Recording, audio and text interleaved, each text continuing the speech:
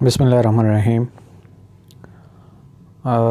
आज हम बजट का दूसरा लेक्चर स्टार्ट करने लगे हैं। कल हमने जो प्रोसीडिंग हमारा लेसन था उसमें हमने बजट कैसे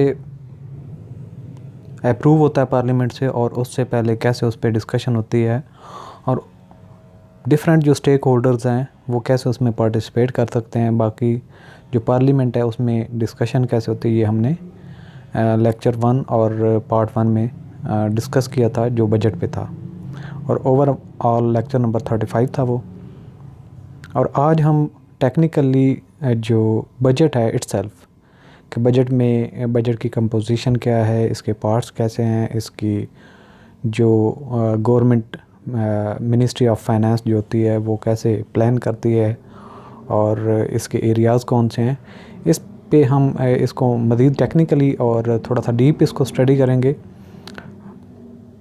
जिससे आपको नो हाउ होगी। और यहाँ पे एक बात इम्पॉर्टेंट जो ज़िक्र करना ज़रूरी है कि ऑडिटर को बजट का नॉलेज होना क्यों ज़रूरी है।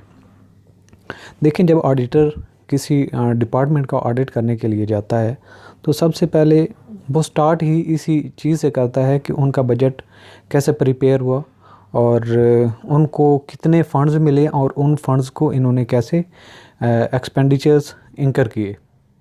और इसके अलावा अगर रेवेन्यू जनरेटिंग डिपार्टमेंट है, रेवेन्यू सेंटर है कोई डिपार्टमेंट, तो उसने रेवेन्यूज़ कैसे कलेक्ट किए।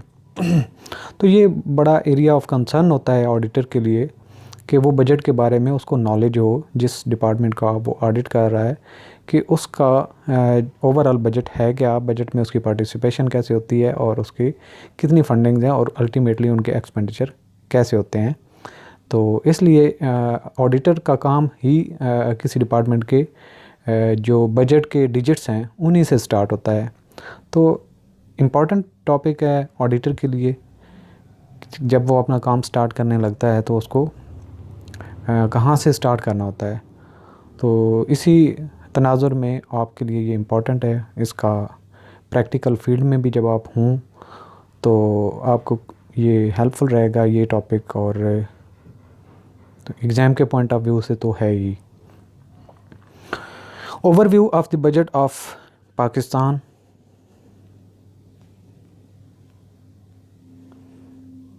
Introduction in Pakistan, the general budget is known as the federal budget. इसको हम फेडरल बजट कहते हैं। In the constitution, it is referred to as the annual budget statement. इसको कॉन्स्टिट्यूशन में ABS कहते हैं, एनुअल बजट स्टेटमेंट। और annual budget statement जो है इसको हम फर्दर जब भी आगे आने वाले लेक्चर के मुख्तलिफ पार्ट्स में ज़िक्र करेंगे तो इसको शार्ट में ही पढ़ेंगे। ABS mean annual budget statement. Prepared and presented by the federal government. ये प्रिपेयर कौन करती है? Federal government. और प्रेजेंट कौन करती है? Federal government. बिफोर किसके? The national assembly every year. National assembly के सामने गवर्नमेंट ही प्रिपेयर करती है और गवर्नमेंट ही प्रेजेंट करती है। और मिनिस्ट्री ऑफ फाइनेंस इसकी ministry of finance and planning जो है ये इस जो बजट है उसको प्रिपेयर भी करती है और प्रेजेंट किया जाता है। इट इज़, इसकी डेफिनेशन है, it is a statement of estimated receipts. Budget होता क्या है? ये estimated receipts and expenditure of the federal government, यानी कि ये रिसीट्स एंड एक्सपेंडिचर का एक मिला जुला जो होता है। इसमें बजट में ये चीज़ होती है हमने कितने एनुअली गवर्नमेंट ने पैसे कलेक्ट करने हैं, रिसीव करने हैं, और उनका एक्सपेंडिचर कितना होगा आने वाले साल में इन ए पार्टिकुलर फाइनेंशियल ईयर। तो इसी को ही हम बजट कहते हैं। It is a statement of the estimated receipts and expenditure of the federal government in a particular financial year. तो ये बजट की डेफिनेशन में से भी क्वेश्चन आ सकता है कि बजट की डेफिनेशन एग्जैक्टली है क्या। तो ये जो आपने डेफिनेशन को एक गौर से पढ़ लेना है, इसके एलिमेंट्स क्या हैं। रिसीट्स एंड एक्सपेंडिचर होता है और इसको प्रेजेंट भी और प्रिपेयर भी फेडरल गवर्नमेंट करती है। The financial year starts on, ये यहाँ से भी क्वेश्चन बनता है, the financial year starts on 1 July and and on 30 जून। यानी कि जो फाइनेंशियल ईयर है ये 1 जुलाई से लेके 30 जून तक होता है।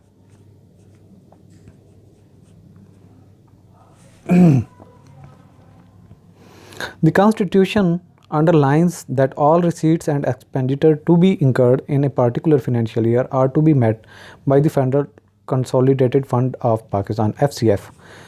ये जो कॉन्स्टिट्यूशन में भी इसका जिक्र है, जो रिसीट्स एंड एक्सपेंडिचर जो है एक फिनेंशियल ईयर में मेट होते हैं, ये फेडरल गवर्नमेंट कंसोलिडेटेड फंड में से इस्तेमाल होता है। Are to be met by federal consolidated fund of Pakistan FCF। इसी में ही रेवेन्यूज़ डाले जाते हैं, इसी में से एक्सपेंडिचर। और भी एक फ़ंड है, उसके भी बारे में भी हम आगे चल के पढ़ते हैं। All revenues received, all loans raised, ठीक है, all revenues received, all loans raised and all money received by the federal government from the FCF। Federal consolidated fund में क्या क्या चीज़ होते हैं, जितने रेवेन्यूज़ हों, लोन्स हों, और इसके अलावा money received by the federal government. Federal government जितने भी रेवेन्यूज़, लोन्स और मनी रिसीव करती है, ये FCF बनाता है, federal consolidated fund. Besides the fund there is also an other account of government known as public accounts of federation PAF। एक तो FCF अकाउंट है, एक दूसरा अकाउंट है public accounts of the federation. अब इनके डिफरेंस क्या हैं, ये भी आगे चल के हमें इसमें भी क्लैरिफिकेशन सारी आती जाएगी आपकी। अब तक आपने ये दो याद रखना है कि दो अकाउंट हैं, एक FCF है, फेडरल कंसोलिडेटेड फंड, और इसके अलावा एक है public account PAF, public accounts of the federation. In this जो पब्लिक, ये लेटर जिसका जिक्र हुआ है, public account of the federation, in this account all the moneys received by or on behalf of the federal government or received by or deposited with the Supreme Court of Pakistan or any other court established under the authority of federation gets credited। तो जितने बाकी ज़ैली इदारे हैं जो federal government के under जो operate हो रहते हैं, जैसे कि सुप्रीम कोर्ट की मुख्तलिफ जो फीसेस वगैरह रिसीव की जाती हैं, TRM वगैरह जो जमा की जाती हैं, और जो कोर्ट्स की फ़ीस वगैरह होती हैं, तो वो जितने फ़ंड्स आते हैं वो इसमें क्रेडिट होते हैं public accounts of the federation PAF में। यानी कि जितनी फ़ीसेस वगैरह, जितनी जो मुख्तलिफ चलान फार्म पे जमा की जाती हैं, फ़ीस वगैरह, या जो उसको आप कोई भी चार्जेस वगैरह, सर्विस चार्जेस कह सकते हैं, तो वो public accounts of the federation PAF में चले जाते हैं। द कस्टडी ऑफ बोथ, यहाँ से है, the custody of the both FCF and PF is governed and regulated by the act of parliament Majlis Shura. Majlis शूरा के एक पार्लियामेंट के ज़रिए इनको रेगुलेट और इनकी कस्टडी के, इनको कैसे ऑपरेट करेगा, कौन लुक आफ्टर करेगा, इसमें डिपॉजिट कैसे होंगे और इसमें से डिसबर्स कैसे किए जाएंगे फ़ंड्स, वो सारे का सारा एक्ट ऑफ पार्लियामेंट के ज़रिए इसको ऑपरेट किया जाता है। The ABS annual budget statement derives the required sums for a particular financial year from the federal consolidated fund under the categories of chart। तो यहाँ पे जो बात है, the annual budget statement derives the required sums for a particular financial year from the federal consolidated fund under the categories of charge, expenditure and other voted expenditures। अब दो चीज़ें हैं, जो आपके बजट बनता है उसमें जितने पैसे रिक्वायर्ड होते हैं एक्सपेंडिचर के लिए, दो चीज़ें होती हैं, एक अदर्स होते हैं, एक चार्ज होते हैं। जो FCF से होते हैं, फेडरल कंसोलिडेटेड फंड से, वो चार्ज के ज़मरे में एक्सपेंडिचर आते हैं, एंड अदर वोटेड एक्सपेंडिचर, और दूसरे एक्सपेंडिचर होते हैं जो वोटेड एक्सपेंडिचर्स होते हैं। अब इनके बारे में भी हम चल के डिफरेंस पढ़ेंगे, लेकिन अब तक आपने ये याद रखना है कि जो बजट में एक्सपेंडिचर इनकर किए जाते हैं, दो उनके नाम होते हैं, जो हम जहाँ से रेवेन्यू कलेक्ट करके बजट में डालते हैं कि ये बजट अगर इतने खरब का हम बना रहे हैं तो उसमें से FCF से इतने हम चार्ज करेंगे, या जो PF है, public accounts of the federation, वो इतने उसमें से हम चार्ज करके तो ये फ़ंड पूरे करेंगे। Whereas the charged जो आपका होता है, जो लास्ट टाइम हमने भी पढ़ा है कि एक चार्ज है एक अदर है, ठीक है। और whereas the charge expenditure are not subject to voting in Pakistan parliament and remains beyond legislative scrutiny. अब जितने एक्सपेंडिचर चार्ज के ज़मरे में आएंगे उनके लिए पार्लियामेंट में उसका पेश करना ज़रूरी नहीं है। और जो अदर्स हैं, other expenditure are submitted to vote in the National Assembly and hence are subject to legislative inquiry। और जो भी आपने कोई बिल पास करवाना है और जो अदर के हेड में आएगा उसके लिए उसको नेशनल असम्बली में एक कानून के ज़रिए एक कानूनी अमल जो है उसको अडॉप्ट करने के बाद ही आप इस्तेमाल कर सकते हैं। जबकि ये जो चार्ज है इसके लिए कौमी असम्बली में या लेजिस्लेटिव इंक्वायरी के ज़रिए उसको अप्लाई करना या उसके ज़रिए से ही उसको एक्सपेंडिचर में डालना ज़रूरी नहीं है। जबकि अदर वाला जो है ये आपने लेजिस्लेटिव इंक्वायरी के ज़रिए ही उसको एक्सपेंडिचर्स इनकर करने हैं। However, nothing can prevent the members of the parliament to discuss the expenditure made under the charge category। जो चार्ज वाले हैं जो कि पार्लियामेंट में पेश नहीं किए जाते या जिन पे बिलिंग वगैरह नहीं होती, तो उन पे भी जो मेंबर ऑफ़ पार्लियामेंट हैं डिस्कस कर सकते हैं कि ये फ़ंड्स क्यों कंज्यूम किए गए और इनकी फ़र्दर यूटिलाइजेशन कैसे है और इसकी जस्टिफिकेशन क्या है, उस पे सवाल उठाया जा सकता है। Charge expenditures in the federal budget is also known as authorised expenditure. जो चार्ज हैं जो कि लेजिस्लेटिव प्रोसेस से नहीं गुजरते उसको अथोराइज्ड एक्सपेंडिचर भी कहते हैं, which gets the authenticated by the prime minister of Pakistan. ये जो चार्ज के एक्सपेंडिचर हैं उनकी अथेंटिकेशन कौन करता है? Prime minister of Pakistan and introduced in the parliament of Pakistan. और ये इंट्रोड्यूस भी किए जाते हैं पहले, जो अथोराइज्ड एक्सपेंडिचर हैं ये पहले इंट्रोड्यूस किए जाते हैं तब ही उनको डिस्बर्स किया जाता है चार्ज के ज़मरे में से।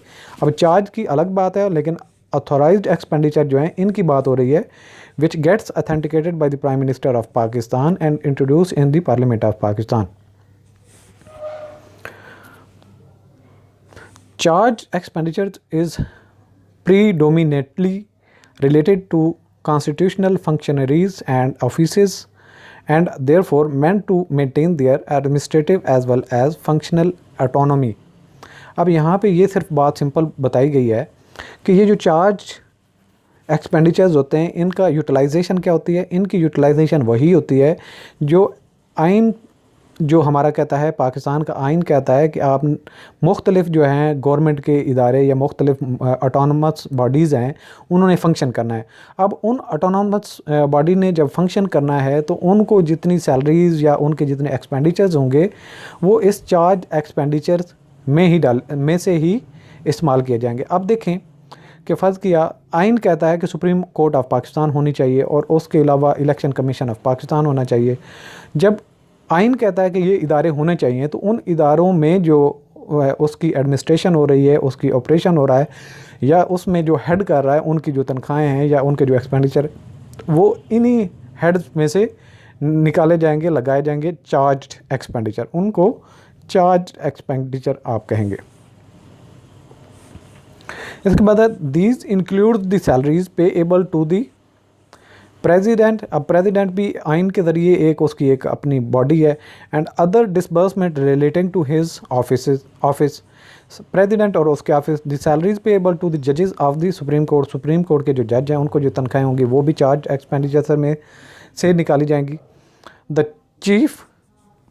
चीफ इलेक्शन कमीशन, अब इलेक्शन कमिश्नर उसको भी चीफ इलेक्शन कमिश्नर की जो सैलरी है वो भी इधर से पे की जाएगी। The chairman of the deputy chairman and the speaker and deputy speaker of the national assembly, the auditor general, इन सब की जो तनख्वाहें जिनका इनकी जो इदारे हैं, इनकी जो बॉडी कॉन्स्टिट्यूशन में अप्रूव्ड है, उनकी जो एडमिनिस्ट्रेशन है या उनके जो हेड हैं उनकी जो सैलरीज वगैरह हैं या जो बाकी स्टाफ उनकी सैलरीज वगैरह भी चार्ज एक्सपेंडिचर के थ्रू पे की जाएंगी और इनके बिल पार्लियामेंट से अप्रूव करवाना ज़रूरी नहीं है।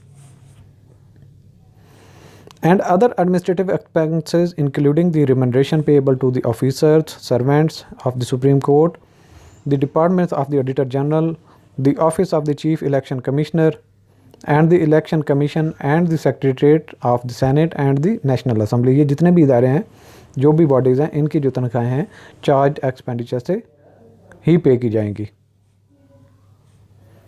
Besides there are other committed liabilities of the government such as debt servicing. इसके अलावा और भी कुछ हैं, उनमें क्या है, डेट सर्विसिंग के जितने कर्जे लिए हैं उन पे अगर कोई सर्विस चार्जेस हैं जो इंटरेस्ट पे किया जाता है।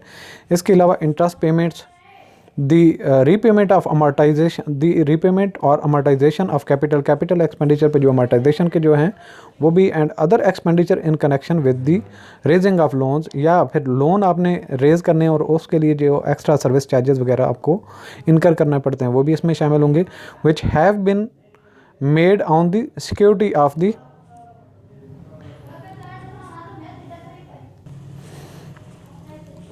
In connection with the raising of loan, जो लोन आपने रेज करने हैं, which have been made on the security of the FCF, जो फेडरल कंसोलिडेटेड फंड्स हैं उन पे भी जितनी उनको सिक्योर करने के लिए जितने एक्सपेंडिचर होंगे वो भी चार्ज एक्सपेंडिचर्स में से ही पे किए जाएंगे। इसके अलावा है स्ट्रक्चर ऑफ पाकिस्तान बजट, के पाकिस्तानी जो बजट है उसकी स्ट्रक्चर कैसे है, उसके पार्ट्स क्या क्या हैं, उसके बारे में अब हम पढ़ेंगे। The federal budget is in the country comprises of revenue budget, एक तो रेवेन्यू बजट होगा एंड कैपिटल बजट, और एक दूसरा हिस्सा इसका कैपिटल बजट होगा। बजट को अगर हम दो हिस्सों में कहें, एक रेवेन्यू बजट है, एक कैपिटल बजट है। While the revenue budget is constituted by the both revenue receipts as well as the current non development expenditure. इसमें रेवेन्यू जो बजट है उसमें क्या क्या चीज़ें शामिल होती हैं, revenue receipts as well as current non developmental expenditures. ये जो सारे हैं इनको रेवेन्यू बजट के हेड में डालेंगे। इसके अलावा जो the capital budget comprises both capital receipts and development expenditure. जो कैपिटल बजट है उसके दो हिस्से हैं, एक तो कैपिटल के अगेंस्ट जितनी आपकी रिसीट्स हो रही हैं, और इसके अलावा डेवलपमेंटल एक्सपेंडिचर्स वो जो हैं कैपिटल बजट में होंगे। अब दो आपके पास हैं, एक रेवेन्यू बजट में क्या क्या चीज़ें आएंगी, नॉन डेवलपमेंटल, करंट और रेवेन्यू रिसीट्स, जबकि कैपिटल बजट में आएंगे capital receipts and developmental expenditures. The distinction between revenue budget and capital budget is inconsequential and they complement each other in the expenditure budgeting process. और दोनों जो हैं एक दूसरे का लाजमी जुज़्व हैं, दोनों ही बजट का हिस्सा बनते हैं। To comprehend the structure of the budget it is also imperative to further classify the budget on the lines of the expenditures and receipts. और इस बजट को मज़ीद समझने के लिए ये भी ज़रूरी है कि जो एक्सपेंडिचर्स हैं और जो रिसीट्स हैं उनको मज़ीद समझा जाए और उनकी क्लासिफिकेशन की जाए।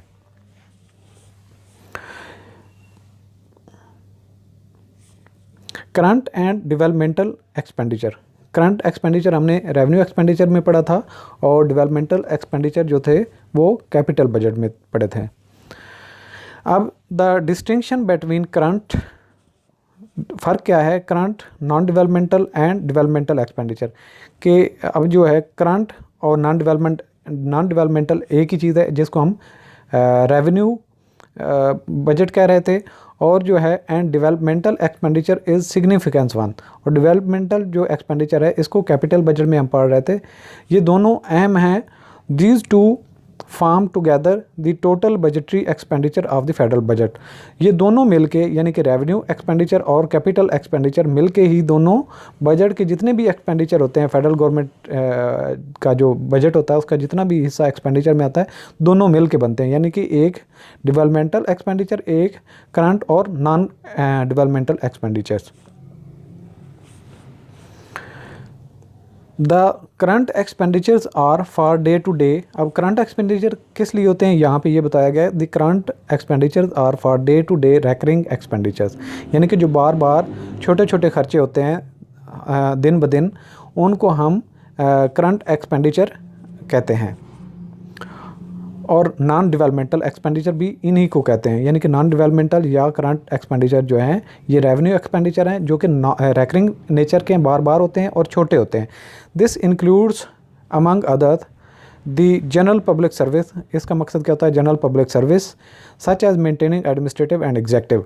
तो इसका मेंटेनेंस या maintaining administrative executive and other जो हैं legislative organs of the country, यानी कि कानूनी जो इदारे होते हैं उनके ऑपरेशन के लिए, उनके डे टू डे वर्किंग के लिए, और जो नॉर्मल मासेस हैं जो पब्लिक है उनकी सर्विसिंग के लिए जो एक्सपेंडिचर होते हैं वो करंट और नॉन डेवलपमेंटल एक्सपेंडिचर होते हैं। इसके अलावा जो है सर्विस ऑफ फॉरेन डेट, यानी कि जो आपने बाहर से अगर कोई कर्जा लिया है तो उस पर इंटरेस्ट वगैरह पे करना, फॉरेन लोन रीपेमेंट, अगर कोई बाहर से जो कर्जा लिया उसको लोन को वापस करना, and servicing of domestic debt, अगर आपने कोई अंदरूनी कर्जे लिए हुए हैं मुल्क में बैंकों से या किसी और जो लैंडर्स हैं उनसे, तो उसको भी इन सर्विस कॉस्ट या डेट को वापस करने पे जो खर्चा आएगा वो भी रेवेन्यू एक्सपेंडिचर में से ही निकालेंगे। Maintaining national defence and public affairs of the country, इसके अलावा डिफेंस के जितने खर्चे हैं और पब्लिक अफेयर्स के जितने भी जो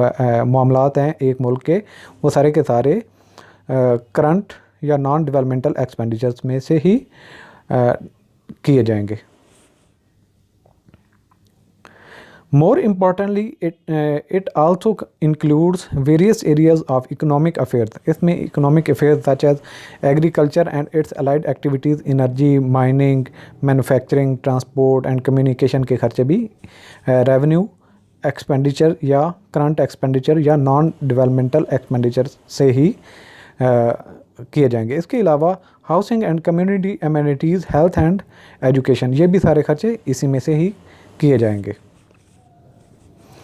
The outlays for current expenditure are met through revenue budget। तो ये जितने रेवेन्यू एक्सपेंडिचर थे ये कहाँ से पे किए जाते हैं? जो रेवेन्यू एक्सपेंडिचर होता है, रेवेन्यू बजट, यानी कि बजट का वो हिस्सा, एक तो रेवेन्यू बजट होगा, एक कैपिटल बजट होगा। तो जो करंट एक्सपेंडिचर हैं वो रेवेन्यू बजट से ही एलोकेट किए जाएंगे, उसी में से पे किए जाएंगे। जो कैपिटल नेचर के एक्सपेंडिचर होंगे वो कैपिटल बजट के जो रेवेन्यूज़ हैं उनमें से ही इस्तेमाल किए जाएंगे। If revenue receipts are greater than the current and non developmental expenditure, यानी कि जो आपकी रेवेन्यू रिसीट्स हैं वो रेवेन्यू एक्सपेंडिचर से ज़्यादा हैं, यानी कि आपकी इनकम ज़्यादा है, तो फिर क्या होगा? The surplus amount is transfer to capital budget. फिर जो इजाफी खर्चा कर लेने के बाद जो रकम बच जाएगी रेवेन्यू में, उसको कहाँ पे ट्रांसफ़र कर देंगे? कैपिटल बजट में, to meet the developmental expenditure. और यहाँ से जो इजाफी आपके पास रेवेन्यू होगा इसी में से आप डेवलपमेंटल के जितने भी आपने कोई इंफ्रास्ट्रक्चर बनाना है, बिल्डिंग्स बनानी है जो गवर्नमेंट के लिए, या जो आपने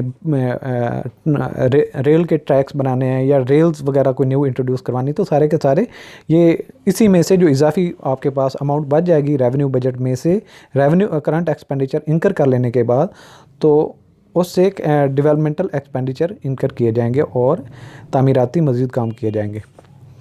इसके बाद है if revenue receipts are less, अगर आपकी रेवेन्यू जो इनकम है वो लेस हो जाती है दैन द एक्सपेंडिचर, जो करंट एक्सपेंडिचर हैं उनसे कम हो जाती है, the government has to meet the deficits through borrowings. फिर जो ये कम हो जाती है आपके जो इनकम और खर्चे बढ़ जाते हैं, तो ये जो कम आपके इनकम हुई है इसको पूरा करने के लिए, खर्चों को पूरा करने के लिए आप जो गवर्नमेंट क्या करती है वो बारोइंग्स लेती है, लोन्स लेती है। Ministry of finance plays very crucial role in making of current expenditure in Pakistan.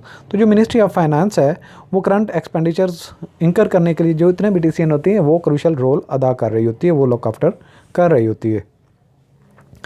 इसके बाद आता है developmental expenditure is the expenditure meant to keep intact and large and improve the physical resources, improve the knowledge, skills and productivity of the people. अब जो developmental expenditure हैं उनमें ये सारी चीज़ें शामिल हैं। आप डेवलपमेंटल एक्सपेंडिचर की आपको डेफिनेशन में अगर कुछ पूछा जाए तो आपके माइंड में ये चीज़ें होनी चाहिए, यानी कि to keep intact and large, इसके अलावा improve physical resources, improve knowledge, skills, productivity of the people and encourage efficiency with which available resources are used, और जिनसे आप जो है अवेलेबल रिसोर्सेज यूज़ करते हैं इनको सारे के सारे जो हैं डेवलपमेंटल एक्सपेंडिचर्स ही कहते हैं। फर्दर है the developmental budget is design to create material assets. Developmental expenditure या डेवलपमेंटल जो बजट है, इससे क्या होता है, मटेरियल एसेट्स बनाए जाते हैं which add to the economic potential of the country, जिससे एक कंट्री की इकोनॉमिक पोटेंशियल जो है, जो यानी कि इस्ताअत है, बढ़ जाती है।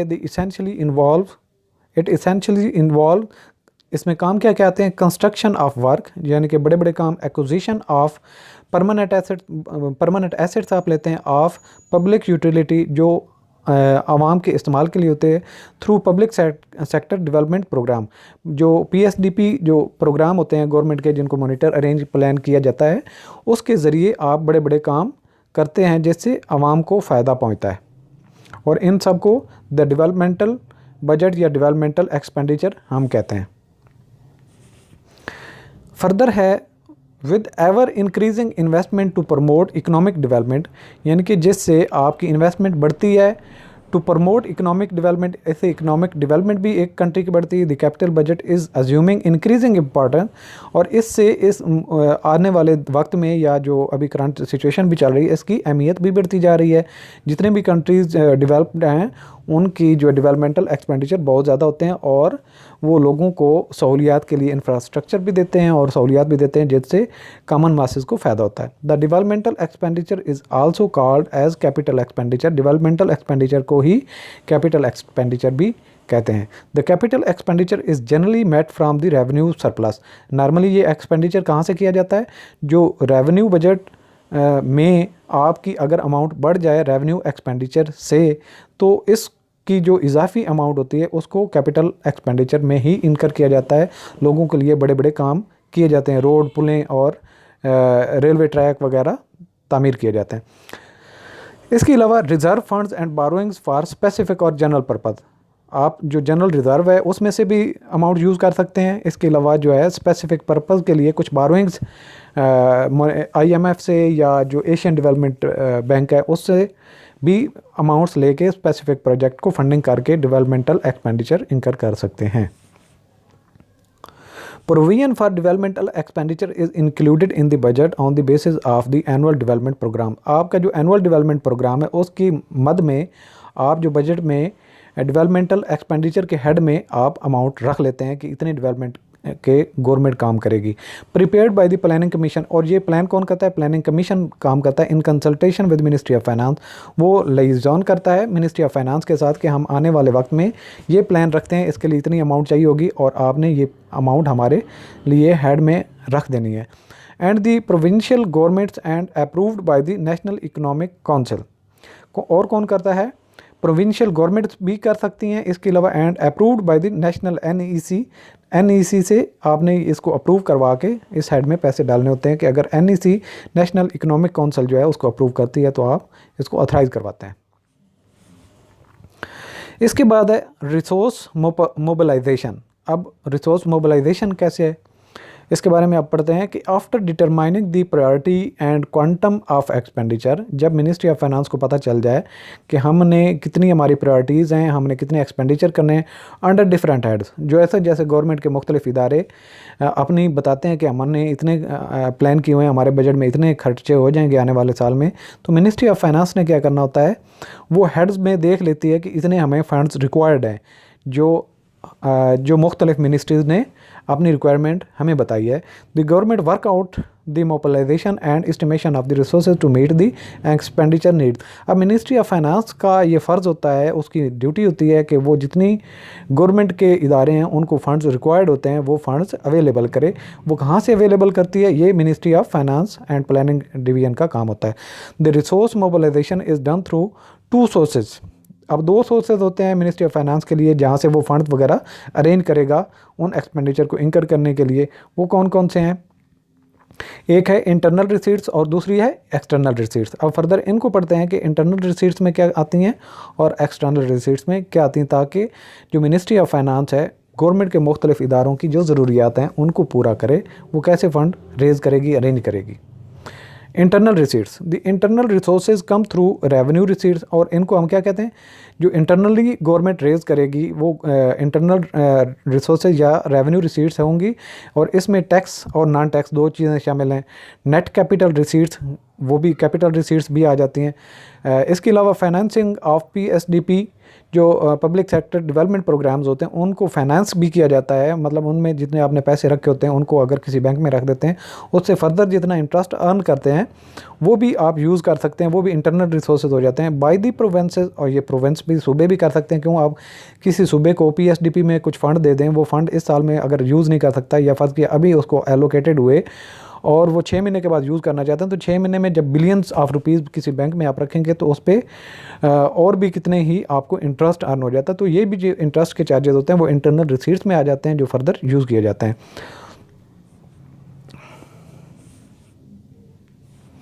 इसके बाद है revenue receipts is further divided into principal heads of tax revenue. अब जो रेवेन्यू रिसीट्स हैं उनको दो मज़ीद जो है हेड्स में आप डिवाइड कर सकते हैं। एक टैक्स रेवेन्यू होता है जिसको आप डायरेक्ट टैक्सेस एंड इनडायरेक्टेड टैक्सेस, इसके अलावा सरचार्ज जो जुर्माने वगैरह की होती हैं अमाउंट्स, वो कर सकते हैं, जो कि टैक्स रेवेन्यू होता है। And other head of revenue जिसको नॉन टैक्स रेवेन्यू भी कहते हैं। इसमें कहाँ से रकम आती है, द इनकम फ्राम प्रॉपर्टी, जिसमें प्रॉपर्टी से, इंटरप्राइजेज से, receipts from the civil administration, जो सिविल इदारे काम कर रहे होते हैं और वो अपनी फ़ीस चार्ज करते हैं, वो फीसें वगैरह। एंड मिसलिनियस, और इसके अलावा छोटे मोटे जितने भी गवर्नमेंट को फंड्स वगैरह अवेलेबल होते हैं या वो चार्ज करते हैं गवर्नमेंट के मुख्तलिफ इदारे, तो वो भी इसी में आता है। इसके अलावा net revenue receipts can be obtained by, जो नेट रेवेन्यू रिसीट्स होती हैं, एक तो नेट आपका रेवेन्यू बजट होता है और एक होते हैं रेवेन्यू एक्सपेंडिचर। अब इन दोनों को जब सम अप करें, यानी रेवेन्यू बजट में से रेवेन्यू एक्सपेंडिचर जब निकालेंगे, can be obtained by deducting transfer to the provinces. अच्छा, यहाँ पे जो है, जो आप सूबों को तकसीम करते हैं, भेजते हैं अमाउंट्स फ्राम रेवेन्यू रिसीट्स, तो रेवेन्यू रिसीट्स में जितनी आपके पास आती हैं और इसके बाद टोटल आपके पास फ़र्क किया थी 5 बिलियन अमाउंट थी जो आपने रेवेन्यू रिसीट से कलेक्ट की। अब उसमें से हर सूबे को 1 बिलियन आप दे देते हैं, तो 1 बिलियन माइनस करते जाएँ, 1 बिलियन हर सूबे के लिए, 4 सूबे अगर फर्क किए हैं तो 1 बिलियन आपके पास बैलेंस बच जाएगा। तो अब जो है नेट, यहाँ से net revenue receipts can be obtained by deducting transfer to provinces, यानी कि जितनी आपके पास अमाउंट थी इसके अलावा आपने कुछ उसमें से प्रोविंसेस को ट्रांसफ़र की, तो जितना आपके पास बैलेंस बच जाएगा उसको आप क्या कहेंगे, नेट रेवेन्यू रिसीट्स। इसके अलावा capital receipts on other hand are intended to plug the gap of revenue deficit through internal resources, यानी कि जो आपके पास रेवेन्यू डेफिसिट हुआ था वो आप उस इंटरनल रिसोर्सेज से अमाउंट रेज़ करते हैं, जिसमें एक परमानेंट डेट रेज़ कर सकते हैं, फ्लोट डेट कर सकते हैं, आप सर्टिफिकेट वगैरह इशू कर सकती है government, and also recoveries of loans, और गवर्नमेंट जो है लोन रिकवर भी कर सकती है, एंड एडवांसेस, जो गवर्नमेंट ने लोन और एडवांसेस दूसरी किसी बॉडीज़ को दिए हुए हैं तो वो भी वापस लिए जा सकते हैं ताकि वो अपने रेवेन्यू डेफिसिट को पूरा कर सकें। इम्पॉर्टेंटली एक ये अहम बात है, saving scheme, GP fund and other deposits at the public accounts of the federation also form part of the capital receipts. इसके अलावा जो गवर्नमेंट है उसने मुख्तलिफ जो एम्प्लॉयज़ के लिए स्कीमें लॉन्च की होती हैं, जीपी फंड वगैरह, और जो अदर डिपॉजिट्स हैं वो जो हो रहे होते हैं, गवर्नमेंट के रेवेन्यू जनरेट हो रहे होते हैं, उसको भी कैपिटल रिसीट में आप डालेंगे, क्योंकि वो लॉन्ग टर्म के लिए आपके पास अमाउंट सालाना आ रही होती, तो उसको भी आप कैपिटल रिसीट्स में शामिल करेंगे। इसके बाद आता है नेट कैपिटल रिसीट कैसे होती है। जैसे आपने नेट रेवेन्यू रिसीट की, इसी तरीके से net capital receipt can be obtained when capital disbursement is deducted from the capital receipts, यानी कि आपके पास जितनी टोटल कैपिटल रिसीट्स आई उनके बाद जितने आपने कैपिटल एक्सपेंडिचर किए वो माइनस करने के बाद जो आपके पास बैलेंस बचेगा उसको नेट कैपिटल रिसीट कहेंगे।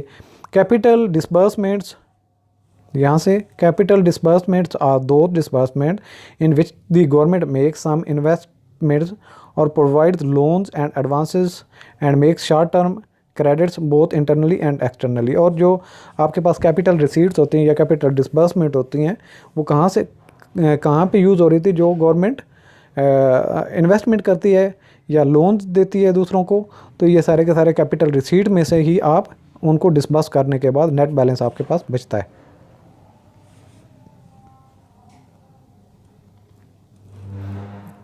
इसके अलावा एक्सटर्नल रिसीट्स में क्या क्या चीज़ें आती हैं? External resources receipts come from foreign loans. इसमें फॉरेन लोन्स होते हैं, ग्रांट्स होती हैं।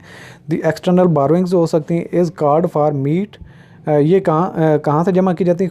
ये इसलिए ली जाती हैं ताकि वो जो गैप आ रहा है उसको मीट किया जाए। The shortfall in the estimation of internal receipts, अगर इंटरनल रिसीट्स आपकी जो हैं वो कम पड़ जाती हैं तो आप फिर जो है बाहर से मुख्तलिफ सोर्सेज या फ्रेंडली कंट्रीज़ वगैरह हैं उनसे आप लोन वगैरह रेज़ करते हैं और एक्सटर्नल रिसीट्स को अप करते हैं ताकि आपके रेवेन्यू जो शॉर्टफॉल है वो मीट किया जा सके। एक्सटर्नल रिसोर्सेज मेनली कंप्राइज, इसमें क्या क्या चीज़ें होती हैं? Loans and credits from friendly countries, यानी कि दोस्त ममालिक से जो आप लोन्स और क्रेडिट लेते हैं। एंड स्पेशलाइज्ड इंटरनेशनल एजेंसीज, यानी कि जैसे इंटरनेशनल मॉनेटरी फंड बैंक है और जो है अपना एशियन डेवलपमेंट बैंक है, उनसे भी आप रेज़ कर सकते हैं।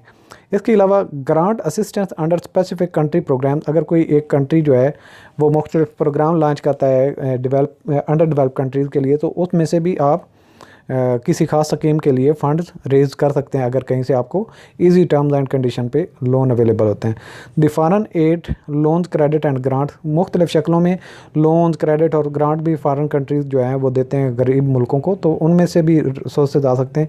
Is broadly categorised as project aid, तो एक स्पेसिफिक प्रोजेक्ट जो होता है अगर लॉन्च किया जाता है उसको फंड करते हैं जो डेवलप कंट्रीज़ होते हैं, तो उसमें से भी अमाउंट आ जाता है। इसके अलावा commodity aid and other aid, इसके अलावा कुछ चीज़ें भी गरीब मुल्कों को जो डेवलप कंट्रीज़ होते हैं वो देते हैं, तो उसमें से भी आपके कुछ रेवेन्यूज़ जनरेट हो सकते हैं।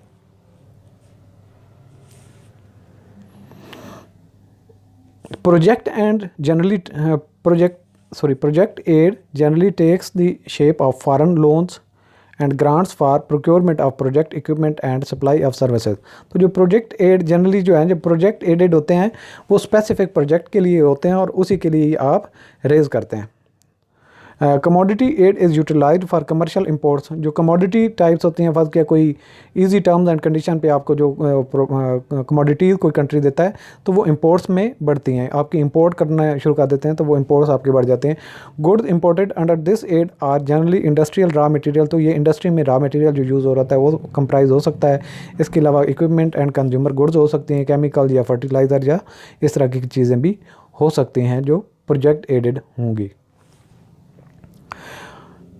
Commodities as may be specified or generally agreed to, ये जो कमोडिटीज़ देते हैं कंट्रीज़, ये तो या तो स्पेसिफिक होंगी कि ये ही आप चीज़ ले सकते हैं, जो रॉ मटेरियल हो सकता है या इक्विपमेंट हो सकता है, या फिर अगर वो आपको कोई कंट्री ये देता है ओपन ऑप्शन कि आप इतने मिलियन डॉलर में जितनी भी आपकी चीज़ें आती हैं वो आप इंपोर्ट कर सकते हैं, तो वो इस तरीके से भी ओपन भी ऑफ़र आ सकती है। अगर स्पेसिफिक ऑफ़र होगी तो फिर आपने वही चीज़ लेनी होगी जो वो कंट्री कंडीशन लगाएगा।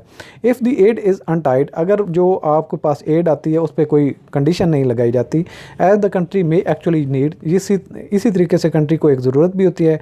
Commodity aid also helps to generate rupee funds, और जो कमोडिटी एड आते हैं आपके उससे भी आपके जो है रुपी के फंड जो हैं वो जनरेट होते हैं। कैसे?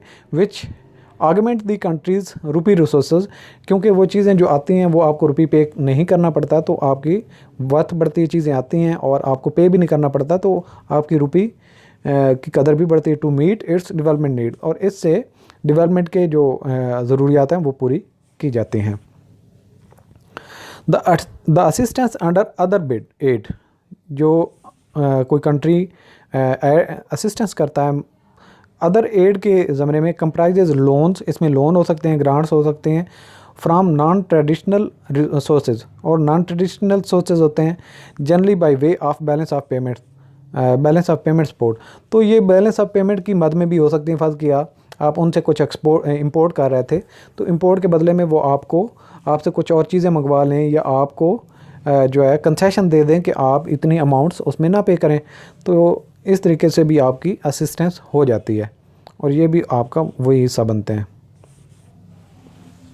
ये जो टॉपिक हमने स्टार्ट किया है इसको फर्दर भी हम कंटिन्यू करेंगे। काफ़ी सारे बच्चे मुझे कह रहे थे कि हमें नोट्स शेयर किया करें। नोट्स का कोई मसला नहीं है, मैं इनको एक बड़ी शार्ट जो है वो टू दी पॉइंट पढ़ाने की जो कोशिश करता हूँ, सिर्फ आपको कंसेप्ट देने के लिए। आप इसके अगर इतनी डिटेल में पढ़ना शुरू हो गया तो पेपर तक का आपके पास मटेरियल बहुत ज़्यादा हो जाएगा। आप ये कोशिश किया करें कि जितने भी लेक्चर लेते हैं उसके शार्ट नोट बनाएं। मैं भी थोड़ा सा उसमें ज़्यादा जो डाटा जो है शेयर करने के लिए कोशिश करता हूँ कि आपको इतना कंफ्यूज ना करूँ कि अल्टीमेटली अगर आप मेरे लेक्चर्स को देख रहे हैं तो जब पेपर में आप अल्लाह ना करे किसी के साथ कुछ इस तरीके से होता है वो इतना डाटा ना मैनेज कर पाए, तो वो ये कहेगा कि मैं तो लेक्चर लेता रहा और मैं पेपर भी नहीं पास कर पाया। तो उसका जो वजह ये है कि आप जितने लेक्चर लेते हैं उसके शार्ट नोट्स खुद बनाएं, ताकि जब आपका एक टॉपिक क्लियर होता है तो आपके मैक्सिमम भी हों तो 8-10 या जितने हम लेक्चर लेते हैं उतने ही पेज बने। ये नहीं अब मेरे एक लेक्चर के 20-20 25-25 पेज होते हैं, अगर एक लेक्चर के 20-25 पेज दोबारा से आप वही पढ़ना शुरू कर देंगे तो आपके लिए एक बहुत ज़्यादा मटेरियल हो जाएगा। तो आप उसके शार्ट नोट बनाएं, वही आपके लिए वैल्यूएबल हैं और वही आपके लिए बेहतर है, क्योंकि आपने पेपर जब आपका होगा तो आपने एक वीक में कम अज़ कम आप उसको रिवाइज़ तो कर सकें। तो ये जो हमने टॉपिक स्टार्ट किया इसके 3-4 और लेक्चर बनेंगे बजट के हेड में, और तब तक आपको बजट के पूरा जो टॉपिक है इस पर ग्रिप भी हो जाएगी। नेक्स्ट लेसन तक के लिए मुझे इजाज़त दीजिएगा। Thank you.